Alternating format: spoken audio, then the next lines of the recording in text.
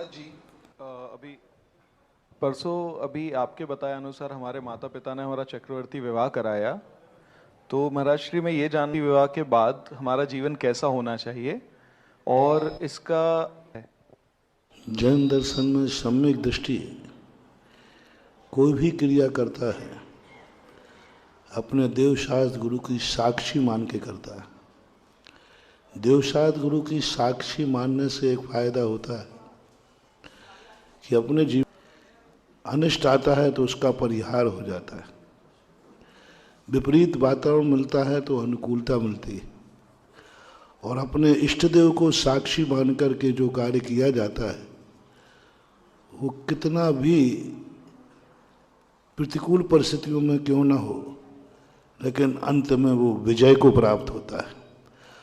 संसार एक ऐसा दलदल है जिसमें व्यक्ति दिन प्रतिदिन उलझता ही जाता है, फंसता ही जाता है।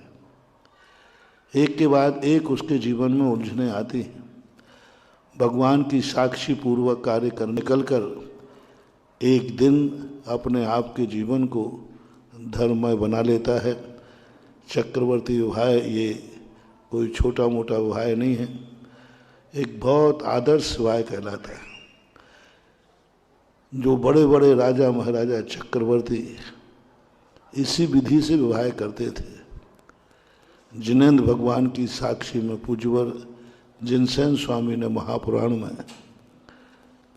कि जिनेंद्र भगवान की साक्षी में इसलिए किया जाता है, भगवान हम इस संसार के दलदल की तरफ जा रहे हैं, हमारे लिए ऐसी शक्ति प्रदान करना कि हम दलदल को पार करके एक दिन पुनः आपके मार्ग पर आ सकें और यह दलदल हमारे लिए किसी भी प्रकार के बाधक नहीं बने।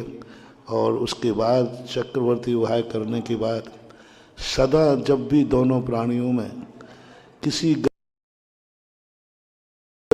तुरंत ध्यान रखना चाहिए कि हमने एक दूसरे को ग्रहण किया था, उसकी साक्षी जिनेंद्र देव हैं। और जिनेंद्र देव जैसे याद आएंगे तो आप दोनों का अनुकूल वातावरण से जिंदगी व्यतीत हो जाएगी। यही आशीर्वाद। महाराज श्री, चक्रवर्ती विवाह के अनुसार कुशल गृहिणी कैसी होनी चाहिए और हम क्या करें कि सबसे बड़ी चीज़ है कि अपने जीवन में गृहस्थी को, कुलाचार को नहीं भूलना चाहिए। जैनियों का जो कुल का आचरण है वह गृहिणी का बहुत बड़ी जिम्मेवारी होती है।